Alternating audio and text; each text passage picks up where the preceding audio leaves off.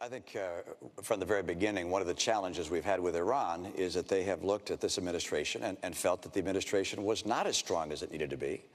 I think they saw weakness where they had expected to find American strength. And I say that because from the very beginning, the president in his campaign some 4 years ago said he'd meet with all the world's worst actors. In his first year, he'd sit down with Chavez and Kim Jong-il, with Castro, and with President Ahmadinejad of Iran. And I think they looked and thought, well, that's an unusual honor to receive from the President of the United States. And then the President began what I've called an apology tour of going to various nations in the Middle East and criticizing America. I think they looked at that and saw weakness. Then when there were dissidents in the streets of Tehran, a green revolution, holding signs saying, "Is America with us?" the President was silent. I think they noticed that as well. Bob, let me just respond.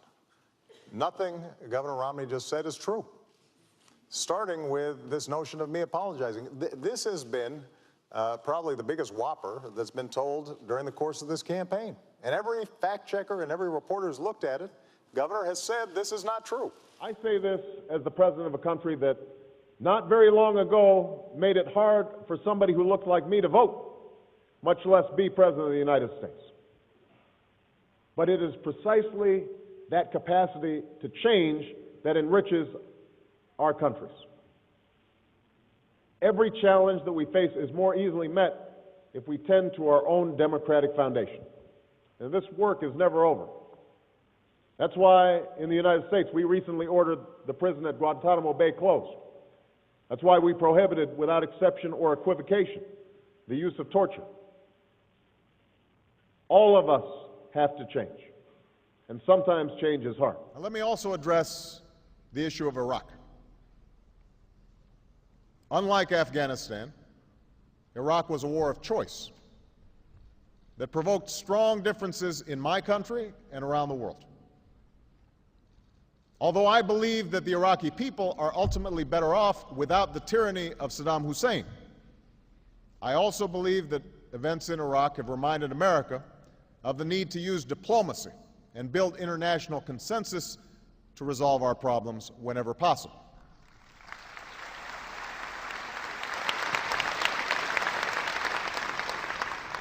Indeed, we can recall the words of Thomas Jefferson, who said, "I hope that our wisdom will grow with our power and teach us that the less we use our power, the greater it will be."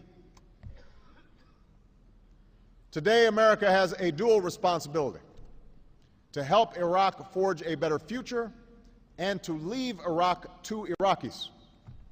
And I have made it clear to the Iraqi people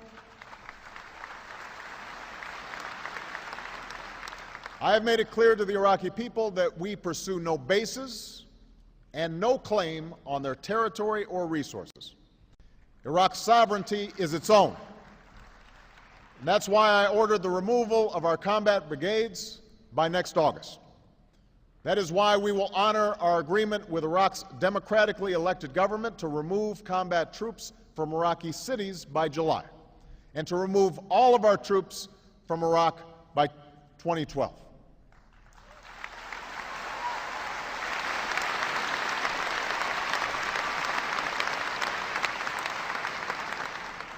We will help Iraq train its security forces and develop its economy, but we will support a secure and united Iraq as a partner and never as a patron.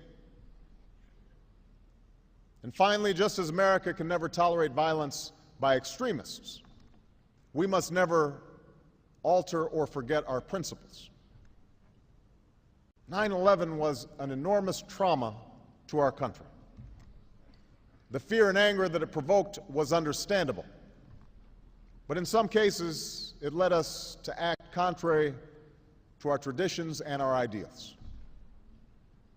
We are taking concrete actions to change course. I have unequivocally prohibited the use of torture by the United States, and I have ordered the prison at Guantanamo Bay closed by early next year.